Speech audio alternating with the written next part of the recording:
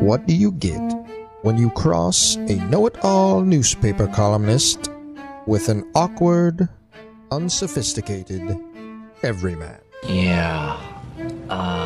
Well, I'm just not sure about that right now.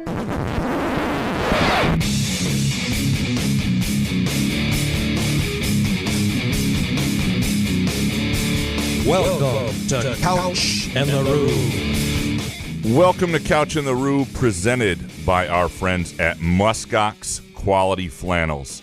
It is just about Mother's Day, and you probably hopefully got that figured out.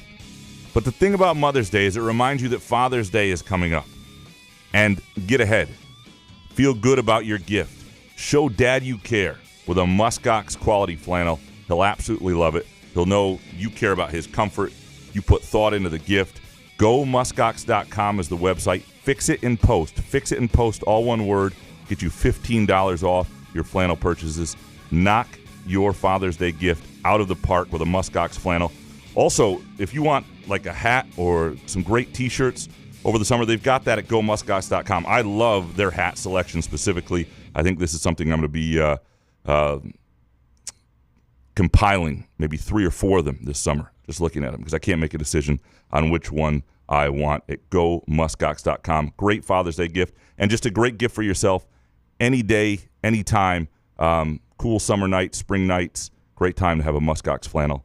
Jason, how you doing, brother? I mean, I felt all of Fred Heumann, really good pianist. Absolutely. I mean, fucking everybody masturbates. What's up, buddy? Yeah, I might have to get the father-in-law one of the hats. Yeah. No, these are pretty he would dope. Enjoy one of those. No, there's the Father's mountain trucker hat I'm looking at, and the Muskox rope and patch hat are two that. Nice. Well, I got to run them by Elizabeth to see which one she prefers on me. But from there, one that fits.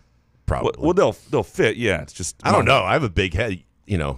I've been gifted 2 different hats, and they are pretty tight on me. So. Oh, the worst thing now is the LSJ team got bumped up into this new softball league. It's a higher level, right? We won the low division, so there's automatic white privilege. Automatic promotion. We do not want to be in it. I have fought this hard. We are not good enough. We're going to get shelled. Play with people who take weight. It's all like serious people. We know who softball guy is, right? Everybody wearing pants and stirrups. Like we're going into a league with softball guy. It sucks. We're going to get hammered. And so for me, who pitches, I need equipment now because I'm not. Last time we played in a league like this, I took one off the shin pretty bad. I've taken them off the thumb.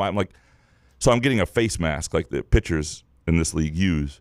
And my head's so big, the first one that showed up, just not a chance. I mean, just not. It's just my fat face needs I don't know. I got to say, I think I want to come to one of these games to watch you pitch in one of these, like a mask, little outfit thing. Are you going to wear shin guards? I haven't decided how. How do you not wear a shin guard? If you've taken one off the shin, I mean, you know what it feels like. So I feel like you might as well, if you're going to look ridiculous, you might as well go full. Yeah, it's a good point. I mean, if you're going to wear a Hannibal Lecter mask, what's shin guards? People are going, oh, look at that guy. Right. Yeah. No, and never take them off all game, even in the dugout. And what people will have to understand is by me wearing all this stuff, I'm making fun of them, how ridiculous this league is, that any adult would have to wear this stuff just to have a good time playing softball. That these, you're still playing recreational softball on a Thursday night. Dude, I've been in kickball leagues where people were saying you were stepping over the line or something when you were kicking the ball. So, there's angry softball guy is going to be in any kind of league you invent. Even if you go, hey, we're just having fun, there's going to be a guy showing up in like eye paint. It'll give us something to talk about each week because we play these Thursday nights. We do a Friday show, and so I'll come back with a story we're telling presented by Midtown Brewing Company just about every week on what ball I took off the shin or off the thumb, or if I'm in the hospital, we'll do it remotely, the show. I have to say, I mean, people want to do a Lansing Lugnuts meetup, but I say we do one on a Thursday night, watch Graham pitch, and we can hang out. Yeah. Smoke a joint in the parking lot. Come on, we can have fun. Yeah? Yeah, okay. Why not? We'll look at that. No, you don't want people to show up? No, not really. Not entirely. Well, why'd you say what night it was? I probably shouldn't have. I'll give you a wrong place. I'm not going to tell you the park it's at. There's no way we could find that out? No Just information. A quick Google search? No information anywhere. LSJ softball team? Don't worry about it. Can I call the newsroom and just ask somebody, hey, when are you guys playing Thursday? Oh, I'm the only person at the LSJ who's on the team. Oh. That's the funny thing. We're still the LSJ So you guys team. might be good? It's all ringers, former employees, and me. That's all that's left. I think we need to go to one of these games. Yeah. You don't want us to go, really, huh? No. Oh. No, we lost a couple of our best players, so we're not going to be quite as good as we were. Is it because you're embarrassed to wear the mask, or like you're competitive, you don't want to look stupid or something? I mean, these like, could be why? long days. If you lose like 24-5, it sucks, man. It's hot. Isn't there it's a 90 mercy degrees rule? day. Yes, you just wait to get mercy until you can go out to the bar. Yep, that's what it is. You go Sounds out- like ass. But then Why would anyone want to play softball? Sounds terrible. Midtown Brewing Company front 43 after that. So it's good. Absolutely, that sounds good. Yeah. Down for that. Yeah. So I went bowling yesterday I heard. with your wife Yeah, and my wife and some other people, and Andrew and Monica from Groovy Donuts, and yeah. it was good. It was good. I'm not very good. Your Glad wife- you guys your had fun. We did. We missed you. We missed you, by the way. I know. I had to stay back with the dog. We have a dog that's in hospice, kind of. Hopefully, it's the Jimmy Carter kind, but she's 13 years old and coming to the end, so we didn't want to. Plans changed with the weather, so it kind of got expanded. I thought we were going to go play putt-putt, which would have taken an hour. We just didn't want to leave her at home. So I figured you guys would want to hang out with Treese anyway. Like, that's the great thing about sending her. It's like I figured people would want to see her because she's more talkative and a part of the whole thing where I would just sit there, just wait my turn to bowl. She's definitely a better hang. There's no Oh, question. absolutely. Yeah, no question. I tell her that all the time. Just go. People want you to be there, We also bowled with Jonathan Smith, who was there. The Jonathan Smith. The Jonathan Smith. Actually, he didn't bowl with us, but he was there with his son having a nice For real. father-son afternoon. Yeah. Treese didn't tell me that. Yeah. She told me every other detail. Yeah. Jonathan Smith was there. Jonathan Smith was there. Did you say anything to him? I said hello. Yeah, went up, said hi. That's it. Well, I just talked to him for 30 seconds a minute. Just saw how he was doing. What are you going to say? Well, he's there with his son. They're having a good time. I'm not going to bug the man. I mean, he's having a wholesome But you did bug the man. Sunday after. Well, I just want to say hello. It's rude not to say hello. It is? I think guess, so. Is it? Yeah, I mean, he knows me. Like, it just you see somebody, you say hi. How you doing? Yeah, absolutely. Or a lot of people coming up to him. Here's the thing about Jonathan Smith. I don't think he in this town is that sort of recognizable celebrity yet, number one. Number two, he looks like somebody who can blend in. He does. Somebody put it best when Those they mock said turtlenecks that are all black, they do that. they said yesterday that, he looks like his name. He can he can blend in. And I think even Isn't that what you want, though? absolutely. Yeah. I think Was he wearing a hat? No. Okay. Part of the joy of living in this town is that you can actually go out to a bowling alley on a Sunday afternoon with your son and have a nice afternoon and not just be accosted by people. Right. And you have to be, like, I am good with faces. I would have recognized him right away, I think. I'm really, really good. It's my one thing. So a lot of other people, I don't know if they have that ability, so maybe they would leave him alone. But I would have saw him right away. I'd be like, oh, that's Jonathan Smith. But I wouldn't have said anything. Ever since the John Daly incident, I don't say, dude, I'm serious. Would he yelled at him from afar? No. I don't do anything with celebrities anymore. I'm just staying away. I would have actually really enjoyed you trying to deal with this situation. And Why? you were going to say something. Why would I go up and say he has no idea who I am? At least he knows who you are. He knows your face. You've been to the press conferences, been around Michigan State. He has no idea. Hey, coach. And then I would call him coach, which is the wrong thing to do in your guys' circle. That's just embarrassing. And I would have done some. Oh God, I would have done some Hondo thing. Yeah, it's it would just. Yeah, this is better off. I just stay away from everybody. Oh yeah. Well, okay. Stay back with a dog. It's easier. Well, that is a story we're telling again, presented by our friends at Midtown Brewing Company in downtown Lansing. Awesome place for a night out, for trivia on Tuesday nights, for brunch on the weekends. Just a fantastic menu. Something for everybody. You'll love it there. You can check out Midtown Brewing on Facebook. Check out their menu, or just swing on by. You'll love the vibes and the menu and the American Stout, my absolute favorite beer there at Midtown Brewing Company. All right, so it's a hot take show, or not hot take show. It's a take show, baked take. Takes. We need some juice today. Yeah, we got juice. You got names? You got names for the AD? I need names. I want to start talking names. I mean, I know a couple people are throwing their hat in the ring. A couple people might be interviewed and stuff like that, but it's not stuff I can actually put out there yet. What I will say, I do think this is one of those days where I was really impressed by our listeners. Like, I think the discourse today, I mean, we may not do it justice because we kind of suck, but I think some of the thoughtfulness and the quality of takes is some of the best I've seen, and it's all over the place. It's people who are, you can tell, like the Alan Haller being dismissed has a lot of people feel a lot of different ways about the state of things, and there's some of it's really well said on different sides of it, and I think it'll lead to good discussion, or could lead to good discussion if you had better hosts to do the show. But we'll do our best with it. I just wish we had more transparency and knew what was going on, especially with Haller. I know it'll never maybe come out, or what we'll hear of what happened at the end of Haller there. Well, I mean, I can kind of give you that, and I'll give you. I mean, with Alan Haller, to me, it was primarily his relationship with top donors and the ability to extend reach with other donors. But it was a donor-related thing. Pound the bushes. Let me just say, if Matt Ishbia loved Alan Haller would still be the athletic director, right? Now, doesn't mean I think is Ishbia in on it on a day-to-day basis though? I don't think he's on a day-to-day basis. No, right? No. I mean, I think Kevin Gustowitz probably has his own feel for what he wants in that position, and there were things about Haller that he may have not loved, but a big part of that will be, and you can see that in his statement, it was donor relations, and it was external stakeholders and internal stakeholders. Now you can say whatever that, you can say internal is Izzo and external is, you can say whatever you want there. I think Izzo liked Alan Haller as a person, but Izzo, do I think Izzo could have been a better bridge to those donors for him? I don't know, maybe. Bull in a China club. I think mostly though it's the I just think if the top guys loved Alan Haller, he'd still be there, and in this day and age, you need those top guys to be able to do your job effectively. So Haller didn't think that he would have to kiss the ass of these donors like when he was hired a couple years ago. That's what I don't understand. Well, you have to adapt. It's not that he didn't try to fundraise. It's not that he wasn't that's part of the job. He did a lot of fundraising. He worked at that. But it's sort of operating in their world. And these guys are used to having their way, and they make a lot of money and they give a lot of money. Yeah, there's a skill at it. It has to be one of your primary skills, I think, to do that job effectively. And Haller has a lot of skills, but that's not, I don't think, one of them.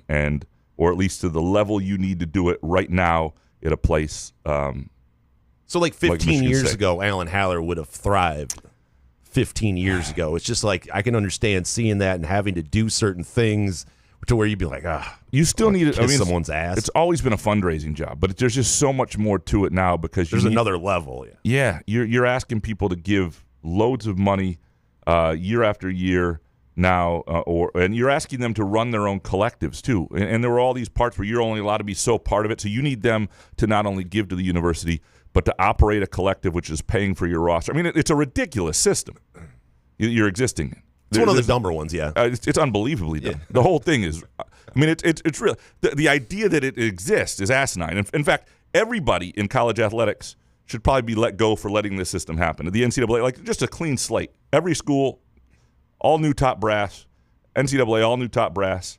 Let's start over. Like you can't. This doesn't make any sense. But it's what is. But I almost understand it from a donor perspective of where if you're donating this amount of money, it's like 100%. When I go get the mail and I see that they sent my wife another, as an alumnus, they want money from her, and as a poor ass, I'm walking back from the mailbox. I'm like, these guys want money again. How about you kiss our ass a little bit? I couldn't imagine if we donated $1 million. I'd be like old Theos there. What's his name? Jim Hios. I'd be like, we need someone to pound the bushes. Pound the bushes. So I can understand it. And I get it from this. Like Columbia College Chicago sends me all sorts of requests for money all the time. And until I am on the cover of their alumni newsletter, have you told them that? I think that they might. It's just not Why not slap you on there to get $175? But what I mean is I understand the idea of like wanting to be, just, hey, reach out to me in some way, reach out to me besides asking for money. Like, at least acknowledge my existence in some way that doesn't include money. Like, I have not heard from anybody there in any way other than, hey, can you send us money? And, hey, how you doing? Yeah. Hey, by the way, send us money. How about one call that doesn't involve, or one letter that doesn't involve, money? Just hit me up on a Monday after my gambling losses. That's right. I want to hear from you guys. That's the other problem. Yeah, it's do it on a Thursday when I got high hopes for the weekend. By the way, did you gamble on the Kentucky Derby? I did. I lost all four bets. Yeah. I wasn't going to, but then I found out. Is it always at 7:00? It's later than ever. Okay. This was late. It is ridiculous. It's supposed to be the fastest 2 minutes in sports, and it just dragged on. With a 9-hour pre-show. Yeah. But it dragged on. Even this time, you used to be able to say, all right, it's fast 2 minutes in sports. It starts at like 6:30, 6 something, whatever. So around 6, you start paying attention. And it's like my wife and I were trying to go out to dinner. It was like, okay, we're done with you. I just listened to it on the radio because I was like, well, I'm not holding up the whole night for this bullshit anymore. No. Yeah, I'm sorry. But you listened to the race on the radio. On Sirius XM because it worked on the, it's 2 minutes. And it's kind of exciting on the radio. It's like, holy shit, something's happening. And it sounded exciting. But the gambling of it is confusing too because against all odds, I was listening to their podcast and Harry's giving his, and it's like eight with a 2, 4, 9 with a key. Exacta here and Exacta, this. box it. I'm just like, I don't know. And I just, of course, put in 2 because the wife and I were sitting there like, well, let's tune in on it. I'm like, I got to bet on it then if we're going to watch it. It's at 7 o'clock. And I don't know, and then Mike Scott's sitting there like, actually, it's an 818 Exacta box. I'm like, okay. Thanks, Mike. I still have no idea what's going on. Yeah, it's just better to not know some of these things. And then we can forget about horse racing for 2 weeks. And then we sort of pay attention to the next race, and then we forget about it for the year. Right. That's where that is. That's the problem with Is that. the Kentucky Derby overrated? Yes. Yeah. Did you go to a party? I've been Now, it's not overrated as a party event. I have been to parties before, and those are cool. If you do a Kentucky Derby party well, because the best thing about a Kentucky Derby party, it's not like the Super Bowl. All the white people? Well, it's mostly white. It's mostly white people. It's definitely cultural. Wearing giant hats. But it's I wouldn't even say that entirely. But it's you go to a Super Bowl party and if you really want to watch the game, it cannot be a great experience, right? Because you got people talking during the game. Commercials. Yeah, commercials talking during the game. It's hard to pay attention. Kentucky Derby, everybody shuts up for the race because it's 2 minutes, and so you're really just having a party. You're having fun, and the best thing is like everybody. You'll do something where like there's a hat and everybody pays $5 in and you draw a horse out of a hat and you have your horse. That stuff's fun. Like 100%. Is that your first hot take? The Super Bowl should be 2 minutes long. 2 minutes long. No, right? No. Do you want me to go first? Absolutely. Go yeah. All right. I thought we already did. I don't know. We're not done. We'll see you on Wednesday. That was a good show. All right, let's. I'll start here. We'll go to this AD situation a little bit, and we talked about it before. The next person has got to be somebody who can finesse and glad hand the donors, deal with Ishbia's ideas and St. Andre and Greg Williams, and placate to them without always giving in. I mean, that is a big part of the job. Somebody can reach new donors who maybe aren't part of the pool but could be. And then in other ways, you also need somebody like Haller as a lieutenant who can do everything else. I mean, that's the thing, is he was really good at all the other stuff. And maybe you find somebody who hits it out of the park with all of it. The problem is the priority has to be the other stuff, and I'm not sure the other stuff lends to somebody who's great at caring about women's basketball the degree Haller did, where he went down to Bowling Green and went in disguise to try to watch, Robin Fralick coach there and get a feel for how people thought, what the fans thought of her there, what the community thought of her, what the overall vibes were. I mean, he really put time into these things. And I'm not saying other ADs wouldn't, and I'm saying you can't do all of that. I'm just saying he cared about that stuff. And I think it informed his decisions. The other part of this, though, donors have got to support Jonathan Smith. It's not just about, I think Jonathan Smith's a pretty good coach. And there are people like out west who listen to this show, and there are people out west in the Oregon. They still think he was really good. They still think that was a home run hire. And I think Jonathan Smith is a good enough coach that if he is supported financially to the level everybody says you need, he will win.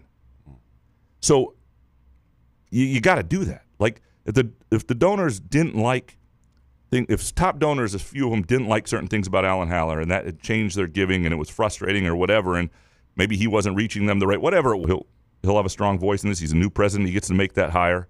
He's somebody who understands the importance of this. That's why he made the move. But if they don't support Smith, if they aren't there to back them, it will say as much. I mean, look, and it's their money. I get that. But it will say as much about them as it will Smith. And I think it would be a shame to waste this opportunity. I'm not saying there aren't a few coaches out there. There might be better coaches out there. I don't know. But there aren't. It's not like it's a home run that your next coach would be better than this. I think you have a guy who is a pretty decent proven coach at another stop in major college football, had built something there. He comes to another program that I think where he could win, he's got to be supported. Who can go bowling without being recognized? He can do that, too. I don't know if that's a good thing, I think he's got a staff that could have some continuity, which worked with Antonio, which helps in this day and age because I think people like working for him. I think overall players they did not lose anywhere near the number of guys this year they did a year ago, and now there were guys who had a year in the system playing for them. I think at this point, too, the donors kind of got what they want. Show what you can do then. Because if you are going to have a voice as a major donor, if you're going to be frustrated, if you're going to drive out an AD who did a lot of other good stuff, but maybe didn't have the best relations with you, and so there needs to be value in that. You now have gotten what you wanted, so you got to kind of pony up a little bit. You got to be willing to really. And I'm not saying they weren't doing it to a large degree. Michigan State had billionaire donors who were funding them, I think, to a pretty decent degree. I thought well enough to compete. I was curious to see what it would look like going forward. I didn't think necessarily that Alan Haller was going to get fired. I thought he might get a couple more years to prove that his vision for things and the finances he thought could be there would be there. He didn't. But now, to me, it's a little bit of put up or shut up, Is this the biggest hire in Michigan State history? No. I've heard that thrown around. No. It's a critical time It's a critical time. It's a big hire, though. It's a big hire, but it's critical. Izzo will be a bigger hire. Any football coach is a bigger hire, but it is a critical time because never before has the donor base to the football roster been so essential, and the line from A to B been so direct, and so you have to have somebody who can, and I don't know that that's Jonathan Smith's strength either, and so you have to have somebody who can, and nor do you want your football coach just glad-handing. Obviously, you want somebody who has good relationships with donors. The donors are important there, and you want somebody who welcomes them into practices or whatever they want to do. That's part of the gig when you give a lot of money, but you really need an administrator who's that go-between at a very high level and gets things done, and so that has to happen for football. And ideally, you'd find somebody, or you'd find a situation within the department with somebody in a lieutenant or whatever, where the other sports are still tended to at a high level, are still cared for, that you can try to do it all and be a really healthy, full athletic program. But to me, they should support Jonathan Smith. I think he's a pretty good coach. I don't know.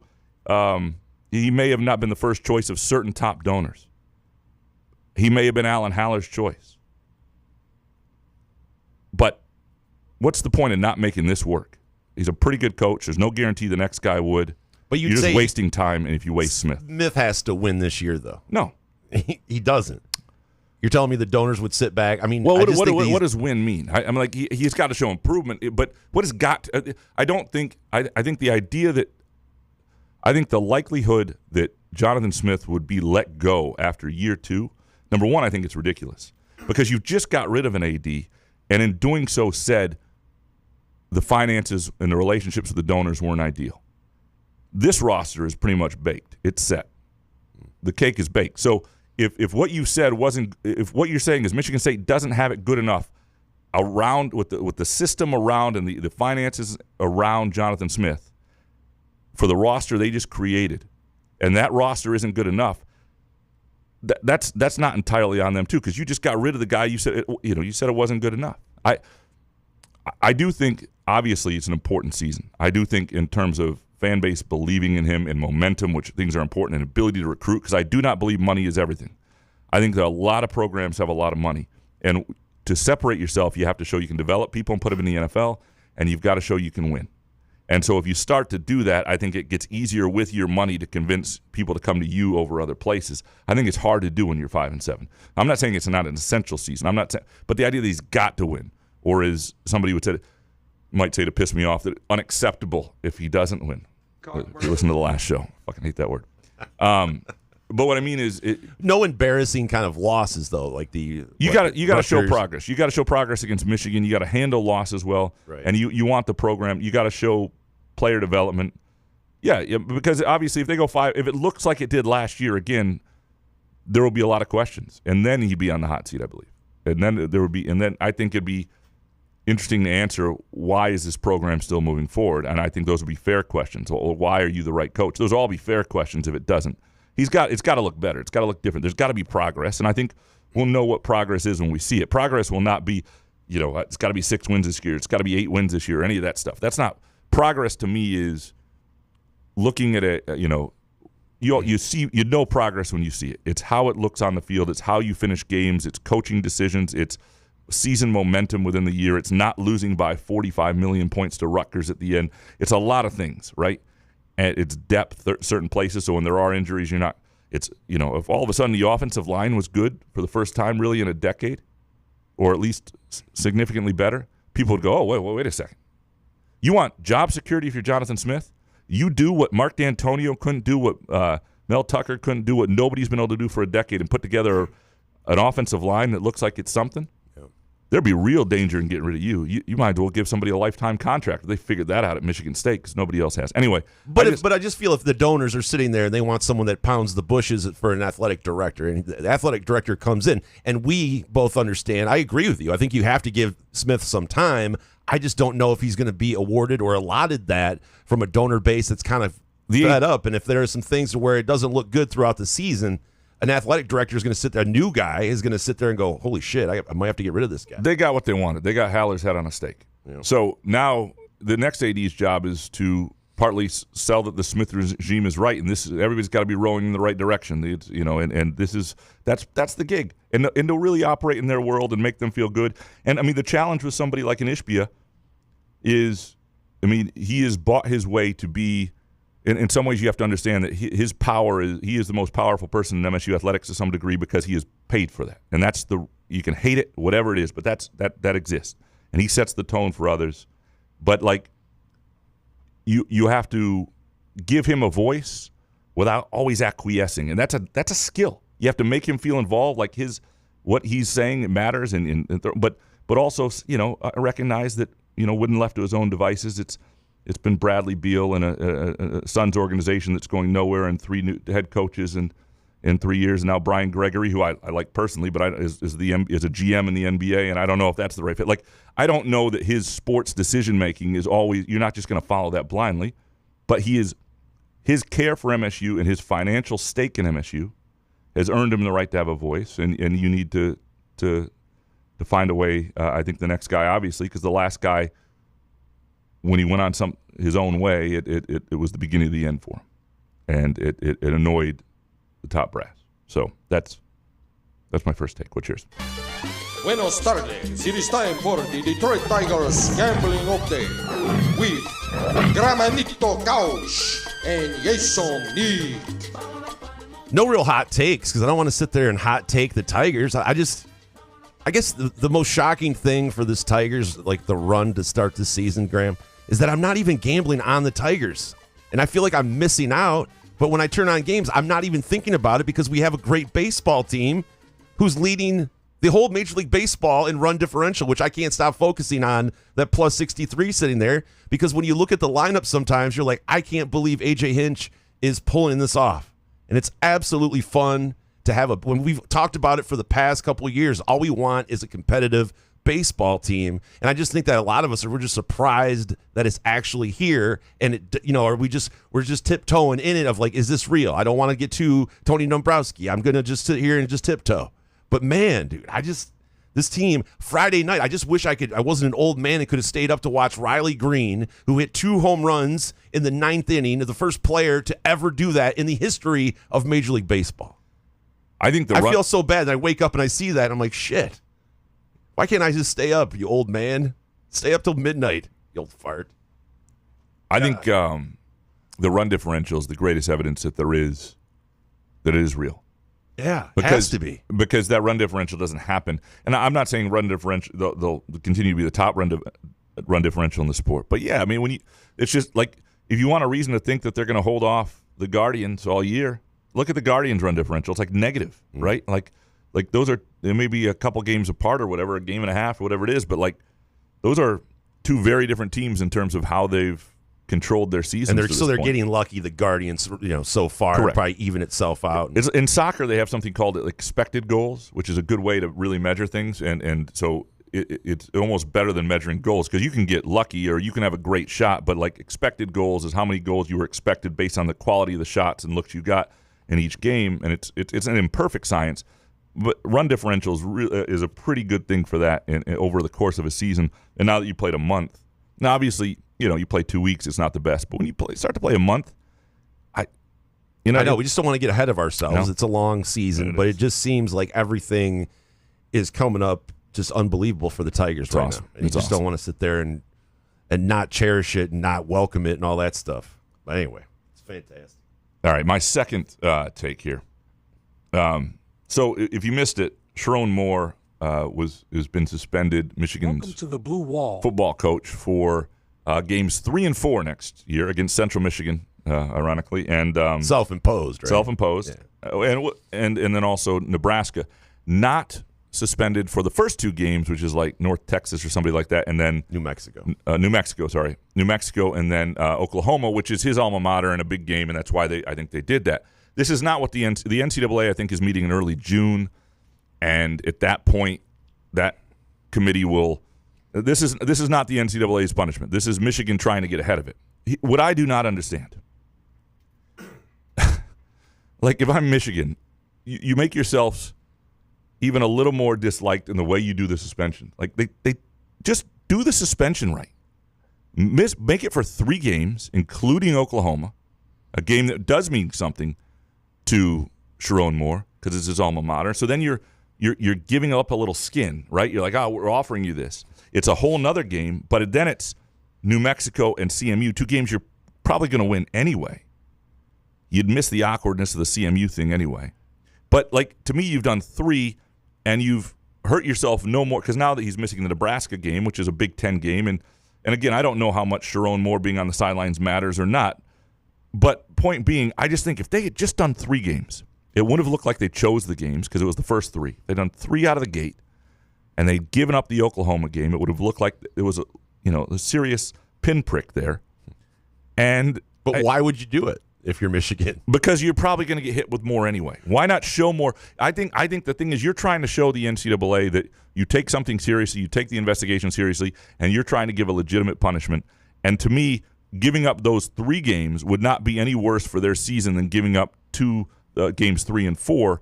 And so why not do the first 3? It's from a logic perspective, like that would have been the way to do it.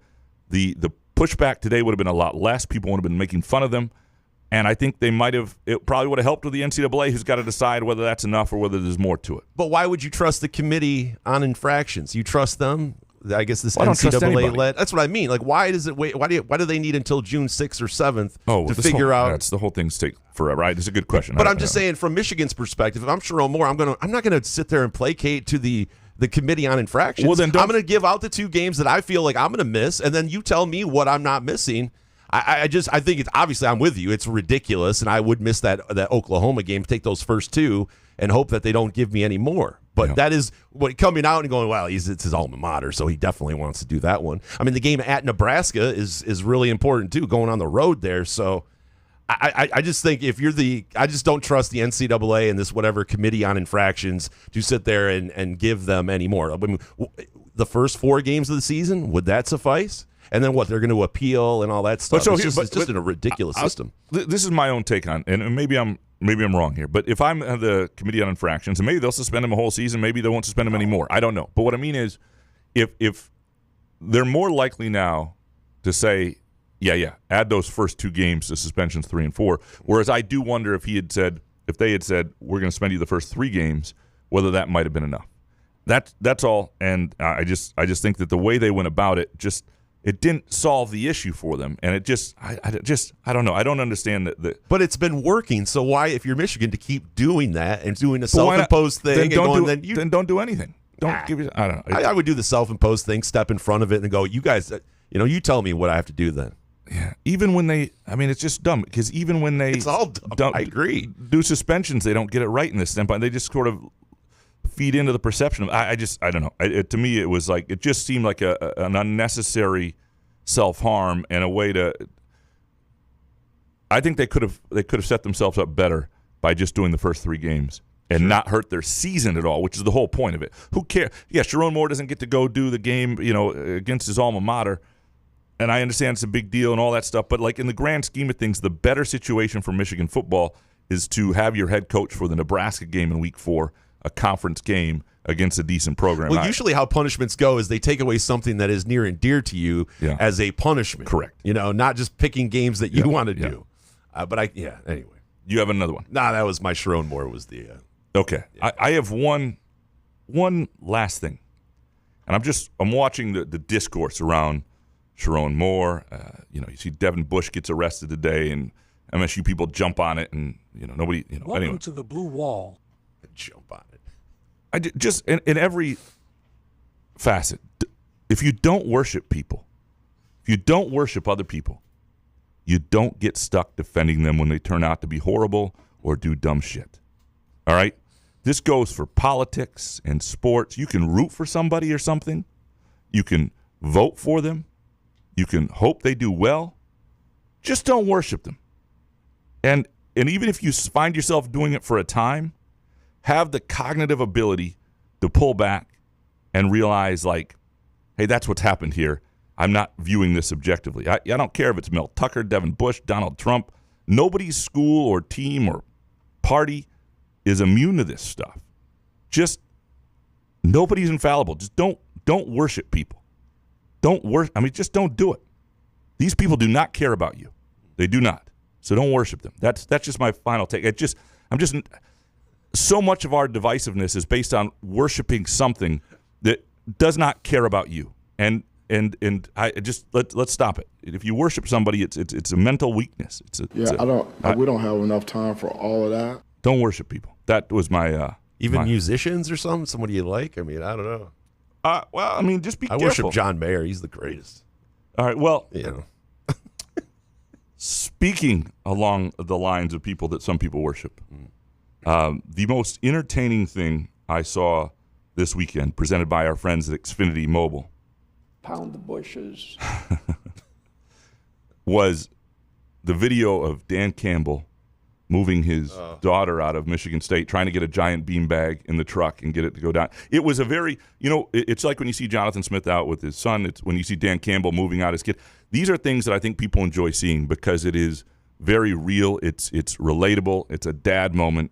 It's this ridiculously sized beanbag. Like we've all had beanbags in our lives, or especially if you're in a dorm. I've never seen a beanbag this large in my life. When I was in Freeport, Illinois, I had my only furniture for a time was one computer chair and a beanbag, and I just went back and forth switching between them. What was the square footage of where Dan Campbell's was it daughter or son or whatever? Daughter, yeah. I mean, how big of a spot were they in where they had giant ass beanbags? That's enormous. And secondly, when I see stuff like that, I go, Dan Campbell's has millions of dollars. Why wouldn't you just pay? Like, I just feel like I'd be like, all right, yeah, we're going to send the moving truck over there. We'll have a guy pick that up for you. Like a guy doing his own task. Like, I feel like what is the point of getting rich? Becoming rich is to not do tasks like that. Does that build morale with your daughter? Yes. Does it? Every parent should move their own kid out of the dorm. It's a rite of passage. It's part of the deal. You're taking them home. It's just something if you pay somebody to do it, man. I mean, that's like Royals stuff. That's not just like rich. That's a Royal. That's not. Listen, I understand he's a great father. I'm just talking about it from my perspective when I see people with money and means do certain tasks. Like, I thought the whole point of getting into the millionaire status is to never do those shitty things you had to do in your 20s and 30s. That's all, All right. But good for him. Great father. Father of the year. Well, that is the most entertaining thing I saw this week, presented by Xfinity Comcast, which is also where, you can see the Lions all year long, Sunday afternoon on the network game, Sunday night, whether Monday night. Obviously, Comcast Xfinity has you covered. They also have a really cool program in the Grand Rapids, Muskegon area. If you're a small business there, Comcast Rise, a national initiative, and Grand Rapids, Muskegon is one of the areas selected this year. Great opportunity for small business owners in the Michigan community. The application window is May 1st to 31st. You can go to ComcastRise.com if you know yourself or anybody else owns a small business in those areas and may benefit from it. The idea is they partner with you and they help young entrepreneurs and entrepreneurs of businesses grow and uplift local communities. You receive a grant package that includes a technology makeover, creative production, media schedule, educational resources, consulting, lots of good stuff there from Xfinity Comcast, trying to help small businesses in the Muskegon, Grand Rapids area. Go to ComcastRise.com and you can learn more about the program and apply, and all through the month of May. You know what? You missed one of the entertaining things from Xfinity about all these sports journalists and their journalism jokes during the Kentucky Derby. Yes, that's true. And sovereignty. What a time to be alive. Sovereignty defeated journalism appropriately. As just endless. Yeah, it was endless. Love you guys. I, of course, had $20 on journalism, as I have my whole life. It never is actually never is paid off. Also quickly before we get into the listener takes, Groovy Donuts. If you're looking for a Mother's Day, Groovy Donuts has a Mama gift pack available for Mother's Day, and we do the show on a Mondays, and Monday is the deadline to pre-order. So if you're listening to this and you're looking for an idea, it's a really cool feel-good combo, vibrant bouquet of seasonal blooms, vase included, 2 fresh handcrafted donuts and a hot cup of locally roasted coffee. Really cool package. You can see it there at groovydonuts.com. Place your pre-orders, and of course, swing by Groovy Donuts any weekend, 7 a.m. to 1 p.m. Thursday through Sunday. Those can be picked up if you order them on Sunday on Mother's Day at Groovy Donuts in East Lansing and Williamston. Any more teases? That's Good? it. Let's dig in. Eric Schultz up first. Number 1, losing to Rutgers 41-14 at home, going 5-7 and finishing 16th in the conference in recruiting means either MSU coaches were or are incompetent, or the program didn't have enough money to field a competitive roster. Let's hope it was just the latter, and it can be fixed with a new AD. And 2, if you're the AD at a place like MSU and football doesn't have the necessary funds to be competitive, it doesn't matter what else you've done, you're not a good AD.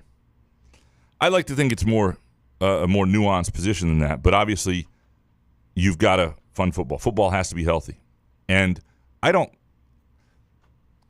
have a full picture on where that is. But the bottom line is, if the people who are going to fund football aren't happy, then the future of football, was at risk without making a move. And that's the thing I've sort of, I knew that there was some a little bit of strife between the top donors and Haller, but things seem to be getting done. Haller seemed pretty confident in it, and so maybe they still would have continued to get done. Maybe it would have reached the point where it would have been fine. Maybe if there had been progress this year in football, those donations would have come in as people believed in Jonathan Smith. But obviously that was a risk not worth taking for Kevin Gustowitz, and the ADs were the donors were unhappy. And this isn't just about sports. He just launched a $4 billion fundraising campaign. There's the whole school is trying to fund itself. It's a tough time for higher ed, where you can't just rely on the state and taxpayers to pay for that stuff anymore. It just doesn't work that way. And so he understands that, like, fundraising is a big part of his job beyond athletics. And so those donor relations really matter to him, and will matter to his initiatives. And so you got to, he didn't think Haller was the guy for that. Pound the bushes. Dang it, Bobby. Next, number 1, the next MSU AD simply needs to be a fundraiser. It's sad and stupid, but that's where college sports have gone. Alan Haller would have done well under the old system. He seems like a good dude. And 2, eating ice cream while lactose intolerant is worth it. I can't even imagine being lactose intolerant and giving up ice cream. I just can't. What happens when you eat it? I don't know. Your stomach doesn't do well, right? It's like, I just think maybe it feels as like a type 1 diabetic, I sympathize with that, because if I eat ice cream, I got to prepare, give myself a certain amount of insulin. But yeah, if it all of a sudden made me have bubble guts, I don't know. I would have to pass. Yeah, Sucks. I try to envision what it feels like. And once when I was like 13 years old, I ate a pretty massive bowl of cookie dough, before it had been baked, because I convinced my sister, who was making cookies. I was like, stop here. And what I didn't have an understanding. We don't have time. It was not that. Give it to me. I was like, why don't we just do the dough? It's better than the cookies. And what I didn't understand is, like, a big bowl of ice cream is one thing. But a huge, massive bowl of cookie dough is a different level of fill your gut. Yeah. It felt like something, like a squirrel crawled in there and died. And it was a rough few hours. Which way did the squirrel enter? Yeah, so that Richard Gere. I would not advise a whole bowl of cookie dough. But again, discipline's never been my strength in that department. We know by 2 broken treadmills. Dave Lakin next. Alan Haller gets too much credit for his great coaching hires. Nightingale, who was an MSU player, and Freilich, who's from Okemos, were both obvious selections. Wasn't Haller assistant AD when Tucker was hired? The legacy of how good Haller's hires were will now rest upon the success or failure of Jonathan Smith. Graham, aren't you a big, this is number 2 apparently. Graham, aren't you a big Izzo fan? Do you realize that the term individuals in positions of significant influence reflects directly upon Izzo and his basketball university connections? The fact is, Izzo is now an interim AD, and Haller is gone. Bye-bye, Alan. Yeah, I mean, I do think the internal stakeholders is pretty clear with that. To the first part, if you're asking if I'm a big Izzo fan, like for this role and being happy about this, I'm not happy to see Alan Haller lose his job. Do I think Izzo in the role he is a temporary AD is a smart move? And I don't know. I think this move will be made fairly quickly if they can do it. I don't know how long that role will exist, but Jen Smith is the administrator who's there, who knows the day to day, and Izzo is a great ambassador and would be a fundraiser and has those individuals. So on a temporary basis, that it made a lot of sense. Doesn't mean I liked Alan Haller personally, and I think he put everything he could into that and did it the best way he knew how to do it. And I think people should feel bad that didn't work out. But this is also big boy athletics, and that stuff happens. That's why you get paid a lot of money to be in that role. And if there's somebody above you who feels like you're not getting it done, this is what occurs. I will say, to the idea that the Freilich was not the obvious selection, and they had to, he had to make sure there was the money to get her too, because he really thought somebody else was gonna get her. He went after her and identified her, and I mean, yes, she is from Okemos, and the previous AD didn't make obvious hires or the best hires with hockey, and so you still got to make the hire. You still got to make the decision, and you give Alan Haller a lot of credit. He wanted to give Danton Cole time in the new renovated Munn Arena to recruit to that, because Cole had never had that advantage and those facilities that they have now, and he really badly wanted to give him that. But he listened to players, and he listened to the situation, and he made the move and went against what his original plan was, because he thought it was necessary for the program, and he went out and got Nightingale. He deserves credit for that. You can say things are obvious or whatever, but I think Haller did a pretty good job with a number of hires and with nurturing some of these programs. And not every one. We'll see what happens with volleyball. We'll see what happens everywhere. But, and Jonathan Smith you're absolutely right, though, in this sense, that his legacy and how he's remembered will partly come down to Jonathan Smith's success. And frankly, not just at MSU. If MSU fucks this up, okay, if MSU doesn't support Jonathan Smith or drives him out and he goes to UCLA or Timbuktu and gets the team to the playoff, then that was a great hire by Haller, and that's on everybody else. Timbuktu. Skylar Verdon. They play in the American Conference. Skylar Verdon, despite the Mel Tucker era ending the way it did, I think people are still desperate for what it represented. Going after big recruits made MSU feel big time, and right now the lack of big recruits and alleged lack of spending has MSU fans feeling insecure. I think that insecurity is why so many people dislike Alan Haller. They want big names and big spending to feel relevant, and he wasn't giving that. MSU wants to, yes, there is no doubt that I don't know that I've ever felt,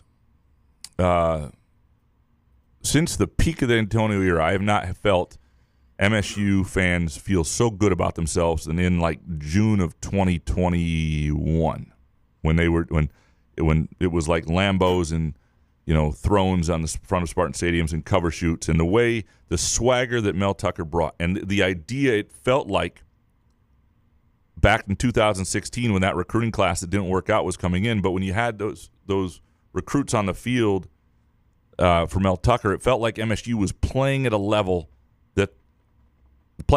of their dreams, where all the other top programs are, where their top rivals exist, and that feels good, and that is what people want. And so yeah, there's no question that I think the Mel Tucker era, first of all, ended horribly. Would have it ended horribly if he didn't have the indiscretion with Brenda Tracy, allegedly, or whatever we're saying with that to I don't know. I thought he had recruited pretty well. Was what was happening there sustainable? Was there other stuff with him that was rubbing people the wrong way? Yeah. And so I don't know where that would have gone and how it would have ended, but there was a time where he definitely made people feel good and made people feel how they want to feel again. Paul E. Show next. Many are forgetting and not realizing the positive impact non-revenue sports can have for a community. As a father of 2 young girls, I've been able to take my family to highly competitive, entertaining, and inexpensive events for women's basketball, gymnastics, and soccer. Hell, even this weekend, I took them to the MSU baseball game for $8 each, and even though they lost 13-5, we still had fun and got to enjoy a free melting moments while we watched. I do take them to a football and basketball game each year, but those quickly get expensive for a family of 4. I understand that in order to have the money to put on quality non-revenue sporting events, it requires a football program to fund it all. So if that means finding someone who can do it better than Haller, so be it. But I'm pissed off that many Spartan fans are so short-sighted and entitled little shits that they can't see that Haller, a lifelong Spartan who dedicated his entire career to a university we all say we love, was damn good at his job despite having one major shortcoming. I think this is well said. Look, it's there's no question that at this point, what MSU wants is something that Haller wasn't going to provide, and what is maybe essential. I'm not 100% convinced that they couldn't have had okay success, but if you don't have the billionaires, if you don't have your top donors on board, it's going to be hard, and so that's become increasingly obvious in the last few days. The split that was there, and the frustration was there, and just how much that part of it. But people shouldn't be happy that it didn't work out. That's what I'm saying. Like, I think Alan Haller had a lot of good ideas and really cared about what he was doing. And not everybody loved him within the department, and not everybody. No AD is ever going to be universally loved. But the idea that people should celebrate this, that it didn't work out, because it's partly on the top donors can be children in this stuff too. Now they're used to getting their ways. They're big money people, and they've I don't want to say they earned the right, but they paid their way into positions of great influence, and their money is needed, and it should be appreciated. And so I'm not knocking that, but I've watched the way some of these guys interact, even with each other and different donor factions, who Haller could not even mention the two of them in the same sentence, or one of them publicly, because one of them would get all in a huff about it. Like, that stuff is just, I'm telling you, just because you have a whole lot of money doesn't mean you're always behaving maturely, and that stuff didn't help. These guys did not help entirely. And what they have to realize is if they could have gotten over themselves in certain ways, maybe it could have worked with Haller. They couldn't, and part of being in Haller's job is finessing the money and living in their world, and I don't think that was where Haller was most comfortable. And so a change has been made, but there are other people to be at fault here. Jebediah, Haller was the Brady Hoke of ADs. Our rivals will be begging for him begging for him back when we find the person who knows how to play the game correctly in the current landscape. Brady Hoke of ADs. I think he did a lot of other good stuff. So did Hoke. I mean, Did he? I don't know. What did Hoke do? Won 1 year at Ball State? Yeah. Coach without a headset. There's that. Yeah. It's impressive. I mean, if you don't know what's going on and you're coaching, I mean, that's pretty damn impressive. It is impressive. Sparty Barb next. I read Solari's article regarding potential MSU AD candidates. Please don't pick Saban or Hollis. Saban is too old and stuck MSU with Mel. Hollis has too much dirty laundry attached to his name. We need a candidate who truly understands NIL and has the chops to stand up to the Big Ten commissioner. Yeah, well, you need a Hollis type. That's probably what you're looking for. Somebody who understands those people and a younger Hollis. Yeah. Probably. Yeah. I mean, but yeah, a Hollis type is Hollis did a lot of good for a long time, for the university. He left in a moment where, he left Izzo to be the spokesperson for the university on a subject Izzo wasn't really great at being the spokesperson for the university in, and that can't be forgotten. And I don't know if there's anything dirty laundry wise that's would make him unhireable himself. But I agree, like the idea that you get somebody fresh and energetic who has a lot of those same traits might be the way to go. The way to go here. And like when you're putting together those lists, and I'm not going to do one of those, but it's you're trying to put together a list based on names you hear and then also fits you think. And I'm not a huge fan of those lists, but couch top three. But people read the hell out of those stories. Well, the problem, here's what happens, is I learn different people who might be applying, different people who might be being interviewed. Some stuff is like off-record stuff I can't share anyway. So if I'm putting together a list, then it's disingenuous. If I include those names, am I going out of school? If I don't include those names, I'm just being. What about two fake ones and one real one? And you got to guess? Yeah, we guess. Okay, yeah. At least we know there's one real one in the three. Yeah. No. David Zandy next. Number one, it's funny that the Big Ten president stood up to the current administration's attacks on their rights and then see the current MSU president not stand up to the rich donors who hate that a good man like Alan Haller won't bend to their childish wishes. 2, I would love to see reporting done on both cases. I wonder if MSU's president tried to stop the Big Ten from doing the right thing. Seems like another awful leader. And I guarantee we lost a great leader with a proven record. Smith and Izzo are next. And 3, I plan to boycott the athletic department and university. The rich can pay more for the kingdoms they want to reign over. I don't need to give them a cent or watch any more games. So I think David is probably on the extreme here, but he's not going to be alone. And there are going to be people who are really frustrated by this. And there are a lot of people who liked Alan Haller, and I've heard from him in emails and DMs and all. There are people who are really upset about this. And so I would, if you're the next AD, one thing I would do, and you're trying to bring all factions together, right? Your skill has to be able to not just run an athletic department, but obviously get all these donors, reach out to them, and make them feel like they are appreciated, and they should be, and all that stuff, right? And make like they want to give money. It'd be a great fundraiser. But you should also be smart, and when you get the job, in thanking the previous guy or talking about where he did things well, because if you're trying to get all factions together, you want that. You want people to feel like the last guy was appreciated as well when he did do some good things, and there will be people in the fan base and people who are sort of paying attention to that as they make decisions about how involved they want to be with MSU athletics. Big John Hogg, number 1, MSU will name a new AD before Izzo gets a portal ad. 2, Scotty Scheffler is a golfing robot. He wins a major this year as long as he can stay away from the Chef Boyardee. And 3, I'm nominating the Rube to be the marshal for the Ovid Carriage Days Parade. Keep me away from that parade. How have you not been the marshal for the Ovid Carriage Days Parade? Listen, the best part about being in Ovid is no one knows around there I live there. So I don't want to ruin that. You don't think there's an Ovid audience for this show that knows? I got to say, I don't think that there's many. There's not people driving by pointing at your house? I have had that. I've had people take a picture of like a street or something like that they've been near Ovid and stuff. Then they know. Which is fine. Yeah, no. I don't mind that people that listen to this podcast. So wait a second. You have fans of this podcast coming by and taking pictures of your house and pointing Not at my the house. street? Not our house. No. Okay. It's around the house. Like there's a couple that were like in a street near me and just were like, hey. So I don't know.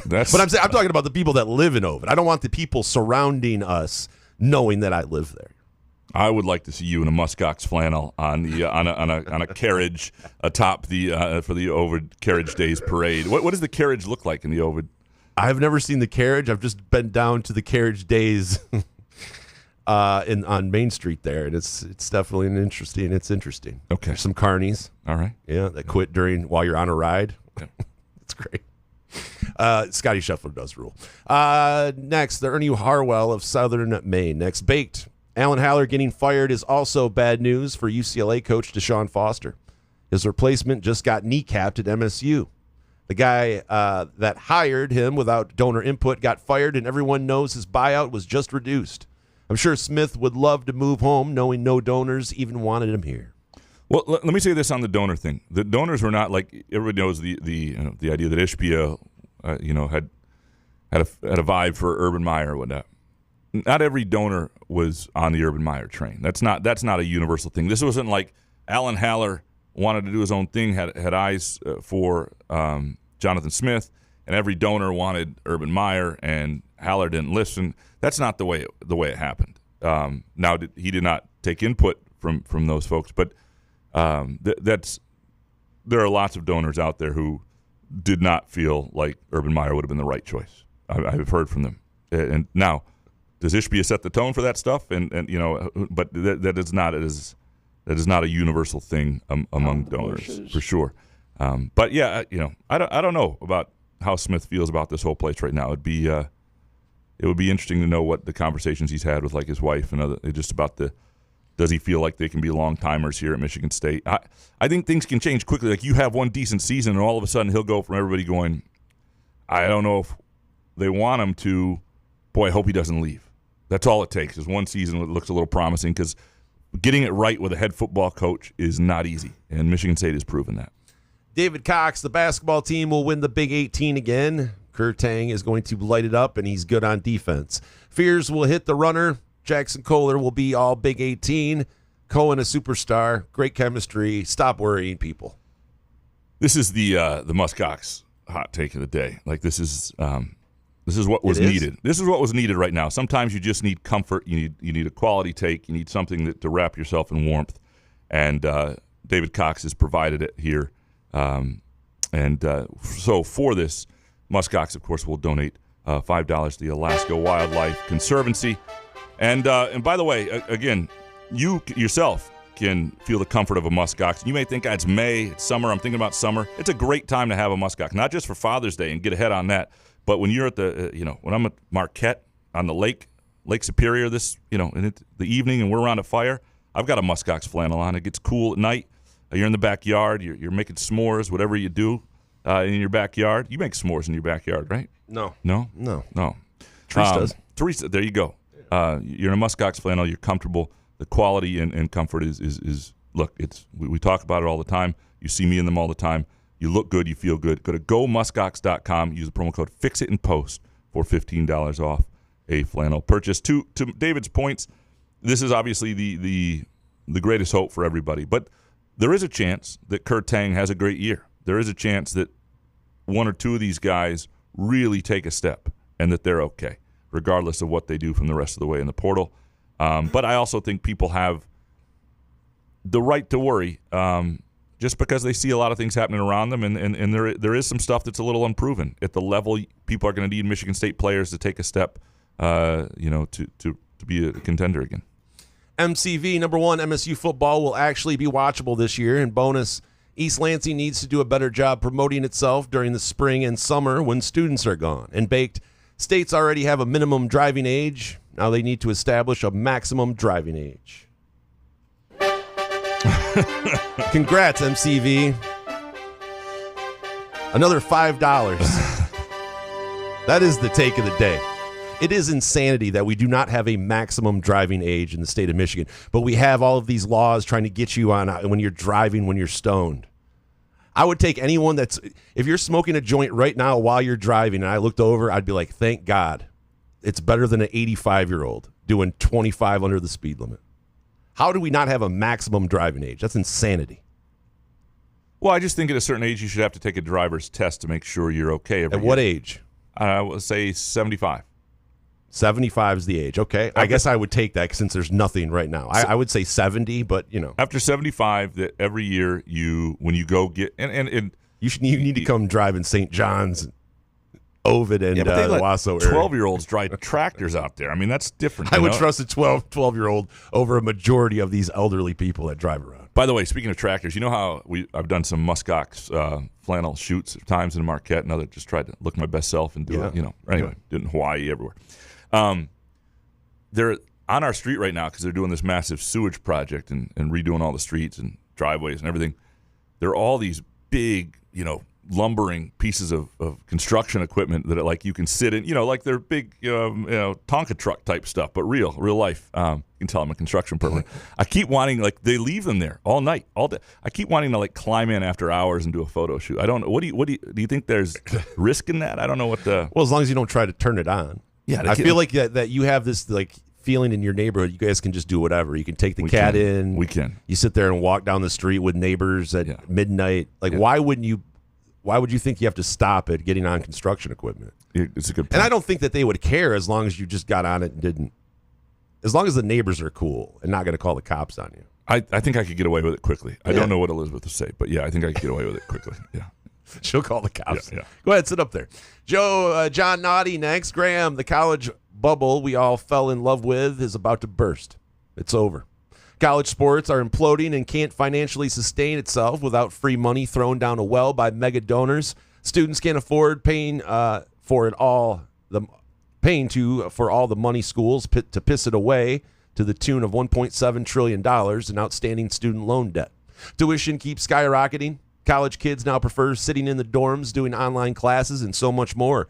It's OVER. It spells over. That is, yeah.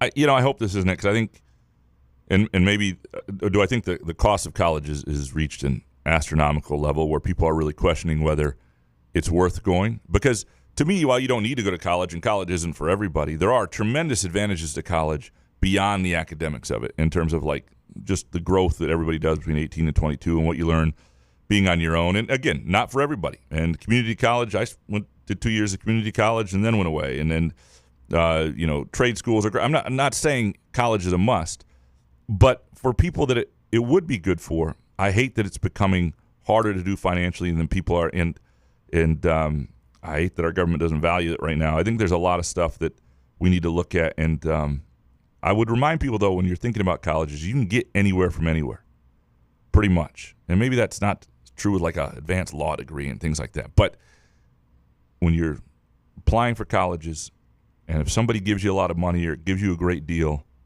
to not have debt going forward out of school is really, really cool. And I would advise you to consider that. KP, the Tigers are constructed to win multiple championships. And bonus, jockeys are underrated athletes. Hell yeah, they are. I mean, that's hard. You're going really fast on a horse. Yeah.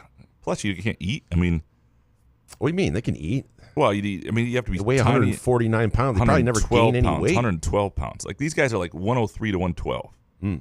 That's incredible. Sounds fun. Sounds awful. It's miserable. Hopping on the back of a horse. But what would be funny? I wish they would just do the Kentucky Derby one year with like normal sized people, like you and I.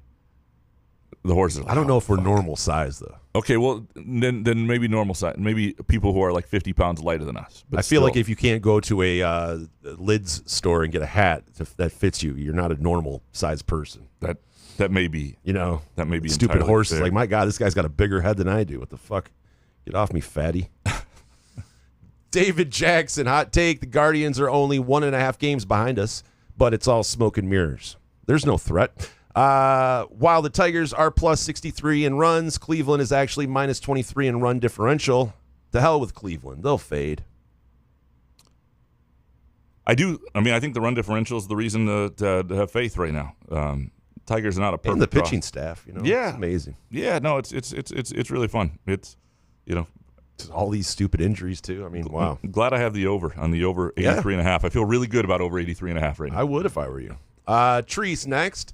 Number one posted a question on Reddit for the first time. Excitement. Then watching. Then realizing it's so easy to get sucked in. 2, met a guy named Richard Hancock. Would it be better or worse to be named Jeff Epstein? No, you want to be Richard Hancock. You'd rather be Dick Hancock than Jeff Epstein at this stage. Really? Maybe 100 years from now, you'd rather be Jeff Epstein? 100? I think people will forget in like 5. 10. Dude, you're Richard Hancock. Dick Hancock. All right, I'm going to give you 3 names. You tell me what's worse. Cockburn. Dick Hancock. Cockburn. Jeff Epstein. And Larry Nasser. Oh, what's Nasser. worse? Nasser for sure. Yeah, Nasser's never going to go. I mean, Epstein. Well, that's what I mean, but Epstein's the same way. Epstein's not like... I know. I'm not saying Epstein. Sorry. Epstein's not great, but, I got to say, though, Dick Hancock. And by the way, what are the parents doing, though? Yeah. You have Hancock. Right. Why are you naming your kid Richard? Right. It's awful. It's really lawsuit worthy. Would you change your name? I think I would change my name. 100%. I'd go by my middle name. I would not. Skip Hancock. Yeah. Not Rich, not anything. Yeah, Skip. Yep. Bob. Frank. Or do you just lean into it and just be Dick Hancock and go, what? Yeah, that's my name. What? It would be memorable. But if you go Jeffrey Epstein, do you think people I mean, what is elementary school, middle school like if you're Dick Hancock? I mean, that's not even maybe, right. Dude, Richard Hancock might be tough. Like, I think you have to be a UFC fighter if that's your name. Fought yourself out of a lot of stuff to be that and still be alive. Matty B next. Number one of the first questions for Michigan should be why games 3 and 4 for the suspension and saving him for the Oklahoma game. No Detroit reporter will ask. They'll ask if he likes chicken, like Harbs. They'll all have a good laugh, and everyone's space will be preserved at Schembechler Hall. And 2, still no apology from CMU. New AD should cancel the next game to send a message for one of their first moves. Yeah, I don't know that New AD will do that. Although it would be a good way to like. Oh my God, the Baker fan base would be fired up. Yeah. Or that would be the first move I would do. You got to do one of 2 things. If you don't want that pain in the ass, you put it on your coach and you say like, "Nah, we don't like them, but we're just going to pound the shit out of them." Like you say that. You know what I mean? Oh. Pound the bushes, right? Pound the bushes. Yeah. Kurt Wisniewski, number 1 was Santa Oh No. going to Florida. Ward Manuel will be the next AD fired. And 2, the next MSU AD will be Greg Byrne from Alabama. Prediction written down from Kurt Wisniewski there. All right. Hey, at least it's a name. Yes, Santa Ono fleeing to Florida. Like, first of all, it's Bet. God. I mean, first of all, here's my other problem. He was there, Michigan for 3 years? Yeah. They got to put longer contracts on these guys. I would have a thing where, like, if you do less than 3 years as a president, all your initiatives unravel and go out. Everybody who's fired comes back. Like, if you're not going to do longer than 3 years, you don't get a say in shit. I'm sorry. Like, you gotta put in time. I guess 3 years is longer than that, but it drives me nuts to these guys. Like, if you're going to commit to, like, the buyout should be enormous if you're going to another school. It should be absolutely enormous. It should be almost preventative. But nobody would care, really, if the president leaves. You think any Michigan fan cares that Santa Ono is gone to Florida? A football fan might not, but somebody who cares about the university as a whole may care, yeah. Oh. Spartan 18770, the transfer portal is getting out of hand when even university presidents are doing it. It would be funny if there was an actual portal for university presidents. The urinal or portal. Rocco from Chicago. Number 1, Tigers have the best starting rotation in the American League. 2, MSU AD move is encouraging in that it shows we now have a president that is making bold moves and does not intend on settling for mediocrity. And 3, Michigan school president leaving seems like a significant move with the football punishment incoming. Yeah, I don't know how much those things are tied together. I mean, obviously you had another gig lined up, right? But the fact that you're interested in Florida when you're at Michigan, I mean, it's not like you're shoveling your own walk. It's not like the winters are that bad, and the back sweat and BO in Florida pretty awful. I mean, you want a president who is not afraid to make important moves and big moves and bold moves and uncomfortable moves. And Haller wasn't that. As an AD, Haller was good at that. I mean, Haller, whether you believed in the moves, all the moves he made, he was not afraid to do things that made people uncomfortable. The problem is Haller was not the ruler of Michigan State. There was somebody above him. And that person thought that what he was doing wasn't needed to be changed. And so that, that this is the way the world works. Most of us, if Jeff Heward comes in tomorrow and says, your show sucks, we'd have to, we could keep doing a podcast, but we'd have to find a different studio. We might find one that doesn't run up into Ebling's time every once in a while. But we, sorry, we'll fix that in post. Ebling shouldn't just get any blame in this. I'm sorry. It's our fault for not finishing on time.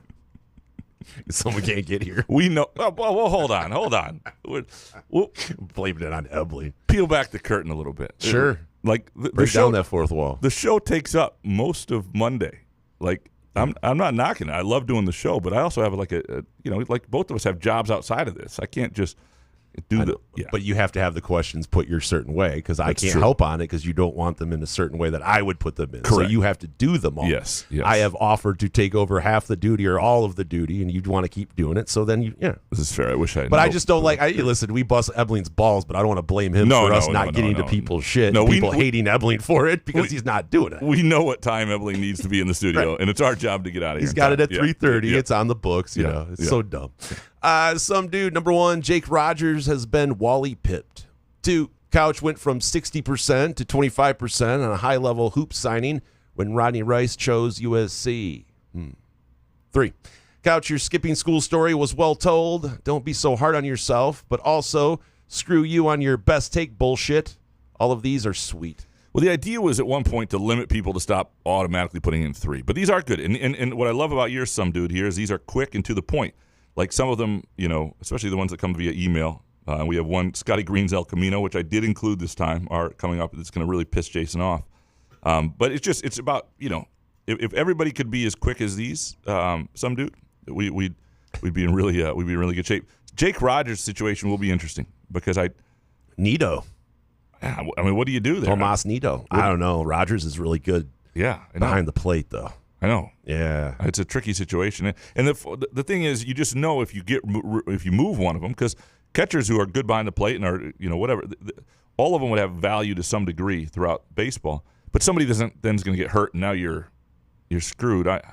But I don't think you can have 3 catchers who are expecting to play. It's a hard situation. Leto next. Every aspect of MSU football takes steps forward this year except for special teams. And bonus, MSU finally makes an effing bowl game this year. Yeah, I mean, this would be Would the donors Whatever he enjoy wants. going to a bowl game? That's what they want. A well, bowl game. What kind of bowl game, though? Warm weather, probably. No, people just want progress, and people want to feel included.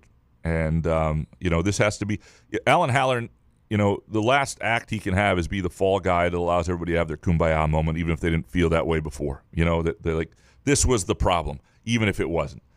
Like the reason that certain donors don't love certain donors, the reason the two collectives don't get along has nothing to do with Alan Haller.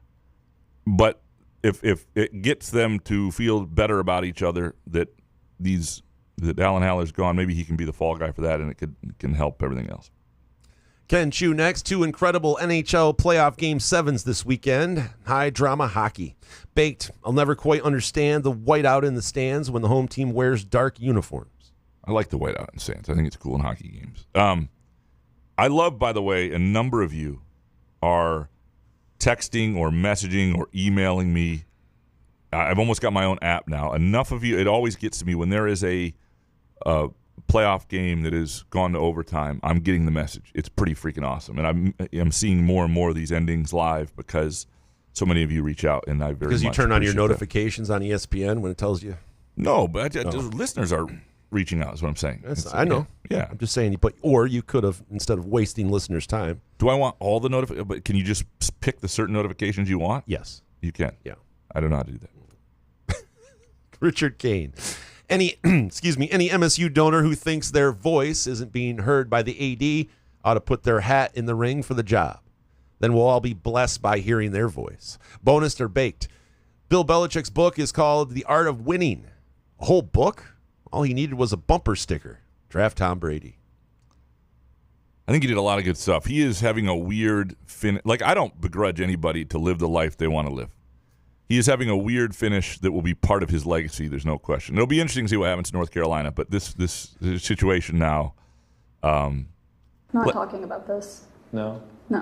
Like, that's the thing. Like, if you just went about having the 24-year-old girlfriend, that's one thing. But instead, you're doing a book tour with her. It's like doing CBS this morning. Was that a Sunday morning CBS? CBS Sunday morning. Which is yeah, you love that show. I love this show. Absolutely. Yeah. Not talking about this. No. No. Yeah. Who cares about your book, Bill? I mean, come on.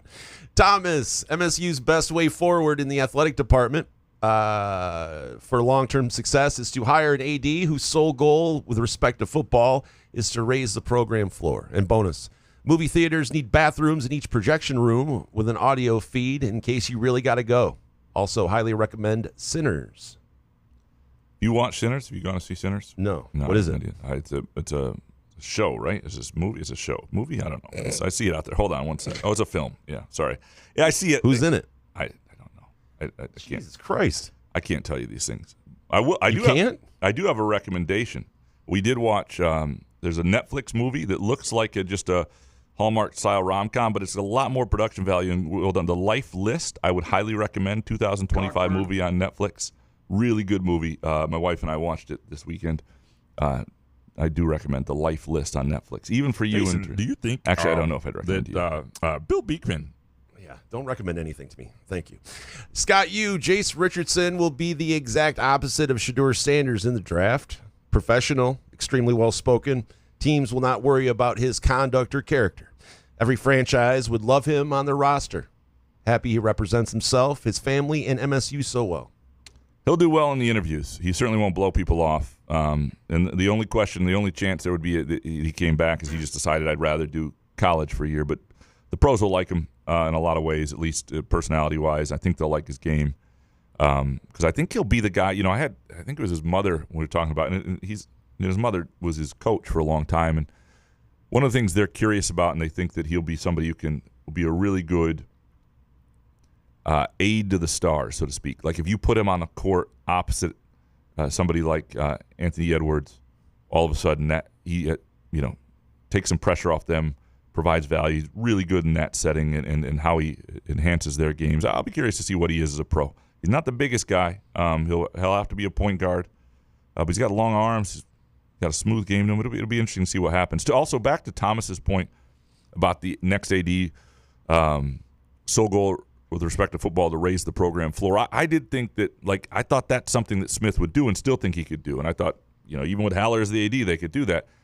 And I think that's really important in an age where, with a bigger expanded playoff, that's going to be the measuring stick, right? If you get to 16 teams, 14 teams, getting to the playoff is how you're going to be judged. But 9-3 is going to get you to the playoff soon.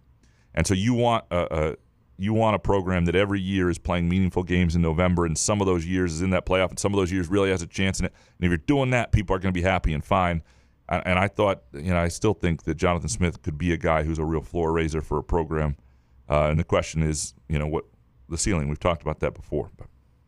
Jay Riemenschneider, the Pistons were my first true sports love, even before Michigan basketball. And yes, I always want them to win, but I didn't even contemplate watching 1 second of their playoff games.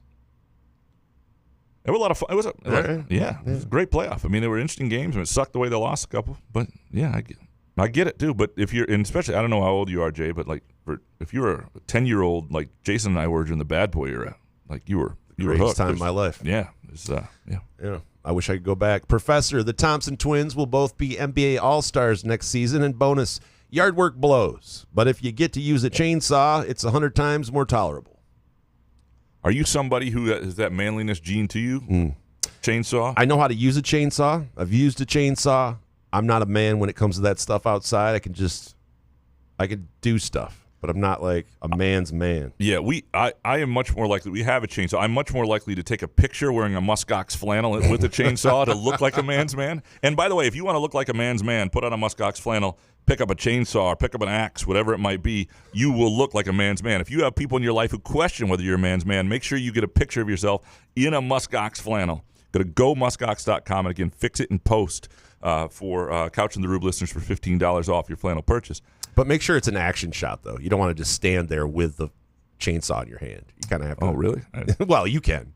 But I'm just saying, if you want to do an action shot. I'm probably not going to fire it up. I'd cut my foot off. Have you never fired up your chainsaw? My wife uses it occasionally. You're talking to the guy when we had a rabbit stuck in the fence. Yeah. I mean, people haven't heard this story, but it was a rabbit stuck in our fence. It was a dead rabbit. It hadn't died long ago, stuck between the two, wedged in there. I put out an APB, an alert, panic mode, whatever it is, a code blue in the neighborhood Facebook group asking if anybody could kill. And one of our neighbors' wives responded, and she sent her husband over, and he got the rabbit. I can't touch the texture of a dead animal. I just can't.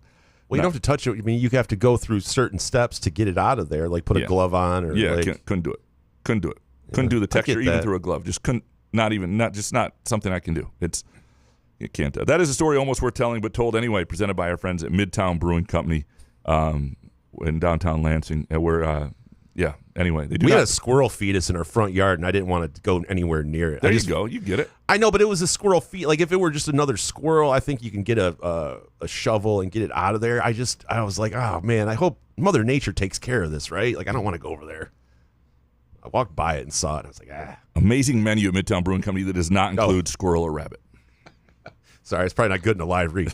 King Lion, as it stands, Cade Cunningham isn't clutch. That's the next step he needs to take. And bonus, Yamal will end his career as the GOAT across all sports. Incredible teenager for Barcelona, and has a chance to. I mean, he's unbelievable to watch. And to be honest, if you have one team that you were trying to convince somebody to watch soccer, like if I was telling Jason, I've got one shot to convince him this isn't a horrible sport, it would be Barcelona. And it would be Yamal. And maybe if Barcelona plays PSG in the Champions League final, that would be a great game, the way those two teams play to convince people to. I went to my nephew's soccer game on Saturday. He's really into soccer. Okay. He loves Ronaldo.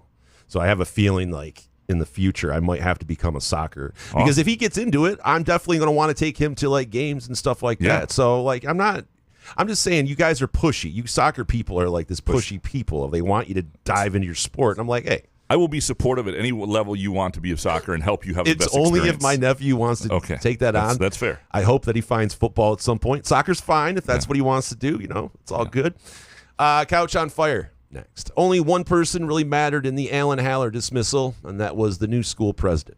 And that was quite a defensive soliloquy by Graham on Friday. I don't even remember Friday. I blacked out during the show. Dropped a soliloquy? Yeah, blacked out. Wow. I don't even remember. Happens. Yeah. DMB. Number one, if Urban Meyer did in fact meet with MSU officials, had donor backing to meet his demands, and Haller blew him off, he fired himself that day. Would be nice if we had a local columnist to look into this instead of through Spiroganda. Spiroganda. 2, if the donors want somebody else and we have another middling season under Smith, pull off the Band-Aid and move on. The new era allows for that. Smith knows ball, but we have to follow the money. Justin Spiro taking strays What's on this. he doing now, dude? Oh, God. Well, he was a big proponent of the Urban Meyer hire. And, anyway, a couple things. I don't know the level. I know the desire to have Urban Meyer was there from a couple donor types. I don't know beyond that anything else that happened. And when you say MSU officials, that's Alan Haller. Like, I do not think Haller was involved with that.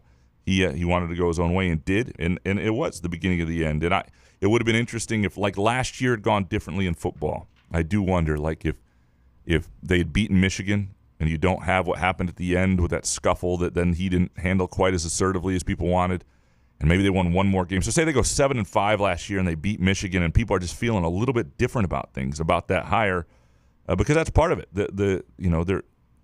I may think Jonathan Smith's a really good coach that people ought to back and give a real shot to. But if there was a real excitement about him, I think Haller probably survives this. I don't know. That's my thought. But local columnist shot. Yeah, I'll work on that. That's fair. Original Dark Mantonio, The Sporting Life by Will Tiemann is supposed to be all about all good things in the Big Ten, but when he has to talk positive about Michigan, you can just sense him grinding his teeth. Well, I'm sure. Will Tiemann's an MSU guy. Yeah. The Sporting Life? When does that? Oh, shit. I got to check this out now. Same. All right, Scotty Green's El Camino. Here's my ideas as the new AD. Number 1, redo Jonathan Smith's contract so it's more lucrative for major bowls and playoffs. Then significantly reduced buyout for no bowl and losing record. Oh, and ban MIAA transfers. 2, start funding for a new hockey arena. Solidify MSU as the premier college where the Block S is honored and concessions are BOGO to honor his appetite. Or a Max Bullet game where random players are suspended, but we have no idea why. Form a leadership committee with rational people like Matt C., Dominic, and Solari, just so he can get mad and storm out. What the fuck? And 3, stop the insanity and bring back Munn tailgating with kegs only. 4, ban Paint Boy from campus and all MSU events. 5, put troughs in the ladies' room at Spartan Stadium. Not fair that they have not enjoyed this. And 6, themed football games to honor the past. And bait, using Ebling as your excuse to end the show is bullshit. Couch has to leave for hetero gay lifestyle like bunko parties, lube issues, and Hallmark bingo. Well, those are all fair takes. Yeah, I know. Bunko parties. I don't know. I'm scared to look it up. I'm not going to do it on my Google machine here. Start a new hockey arena. I think they tried to do that once and it did not work, and that was with the previous AD. And so they've in fact they hired a coach solely to try to raise money for a new arena at one point. I mean that was who the Anastas I think was a big part of that, and they've hockey is fine facility-wise for the time being, but well done, Scotty Green. Appreciate you. Mr. Benjen, number 1, Jonathan Smith needs a new face. That is step 1 to get back to respectability. Look at it. Mashed potatoes are jealous. Jesus. Wow, Benjen.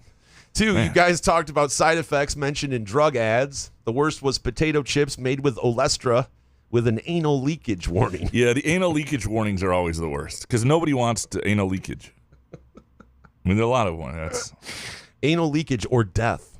Right. Like, oh, yeah. I would probably prefer death. I don't. Hey, Doc, where do I get this Olestra? And I know there's an anal leakage thing, but I don't know. If you can't walk around a function in public without worrying about anal leakage, that's a hard. If you put anal leakage on any possible side effect, I'm not taking that thing. If there's a possibility I can have anal leakage and you tell me that, just lie to me. Again, I'm dumb. Just lie. Right. I won't know. I won't know about the anal leakage until it actually happens. I don't want to go into it knowing it. Mark next. The Mona Lisa at the Prado Museum in Madrid is better than the Mona Lisa at the Louvre. The Louvre? Louvre. Wait, the got two to roll Mona an R, Lisas? couch. What do you mean, Louvre? The 2 Mona Lisas? I don't know what's going on here. I'm confused. Mark, explain, please. Maybe they take the same one and put it in different places. You can't have one painting in different places. Right, you can take one to the in Madrid in the Prado, and then you take the one to the Louvre. You just take it over there. You transfer it sometimes. But if you have one, it's visit. Like you can't take one Jason and split it into two. You're not split into two, but you go and visit the one spot to make it. The Mona Lisa is sitting in the Prado Museum, and then you take it from the Prado and then take it over to the Louvre. I don't know where you're going with this. What do you mean? It's easy. Hans Jurgen. Number one, Haller did his best. He should have been given more time. Hate to see a former Spartan treated this way. 2, Graham's coverage of Haller was fine. I was dismayed by the criticism from the questions on Friday's show. And 3, Trump wants to stop buying Canadian lumber and rape our own land. Graham, will you still vacation in Marquette when it's surrounded by stumps? And bonus, Graham should buy a horse and name it after a gay guy he threw down the stairs. It's the least he could do for the dude's family. #honor. Oh boy. What was the guy's name again? That did not happen. We're not going there. That's not a Google search that I want out there. We're not. You did nothing wrong. Why would you be scared of it? Right, but still, I don't want this joke to actually go anywhere that starts to include his name. So, let's not go there. Richard Hancock. Yeah, I'll still be in Marquette, whatever's there, as long as Lake Superior is there, or Lake Trump, whatever they call it.